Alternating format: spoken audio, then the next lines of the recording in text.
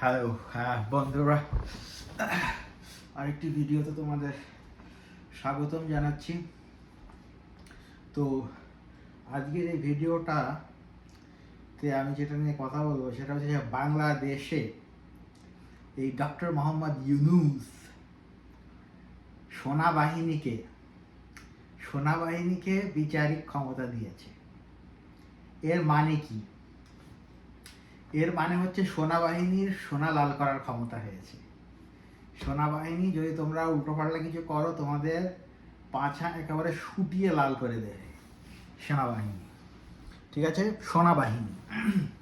তো এখন আমরা তো বুঝলাম, ঠিক আছে, সেনাবাহিনীকে দিয়েছে, সবই ভালো কথা, কিন্তু এর পেছনে কিছু কারণ আছে, কিছু প্রশ্ন আছে। সেটা হলো যে হঠাৎ করে এখন কেন, এতদিন ধরে কেন দিল না?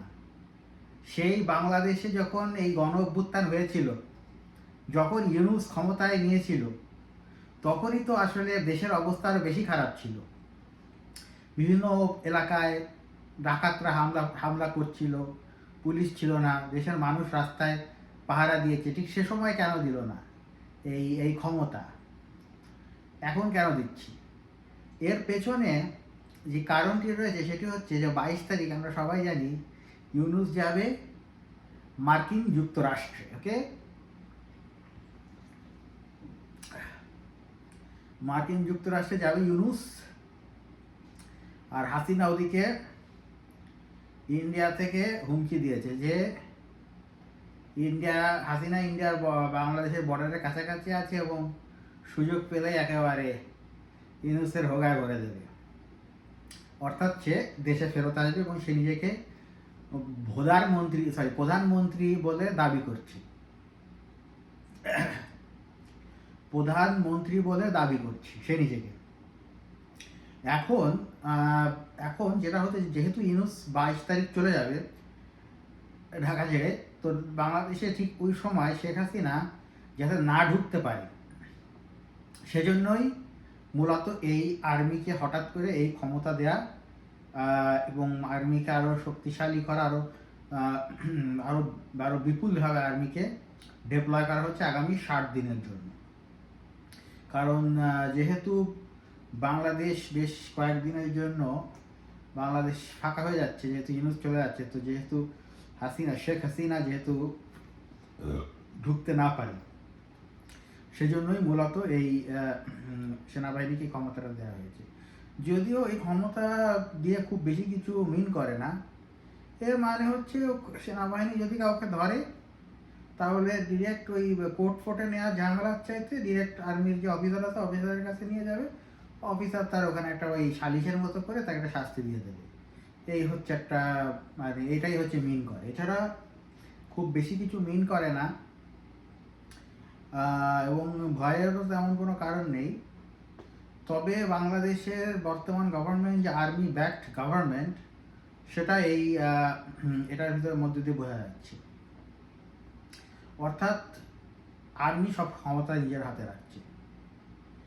এই ইউনূস হচ্ছে শুধুমাত্র আর্মির পাপেট। আর একটা হতে পারে যে যেহেতু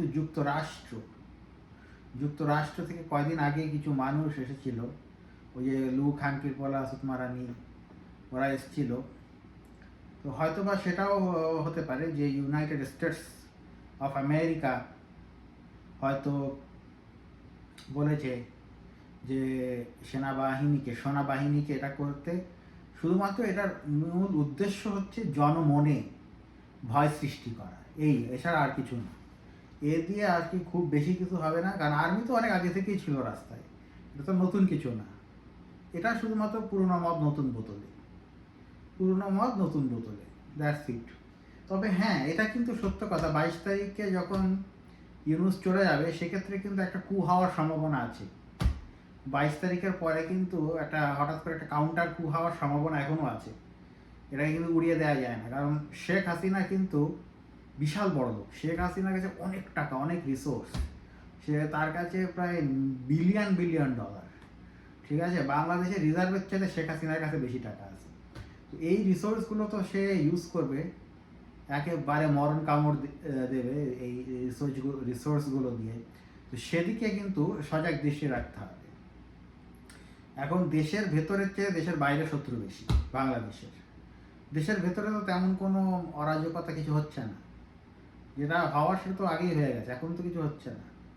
তো মূলত এই জন্যই আর কি একটা জনমনে ভয় সৃষ্টি করা আর কি, এবং এটার জন্যই মূলত এই এই এই আর্মি সেনাবাহিনী স্ট্যান্ডবাজি হলো হঠাৎ করে আজকে।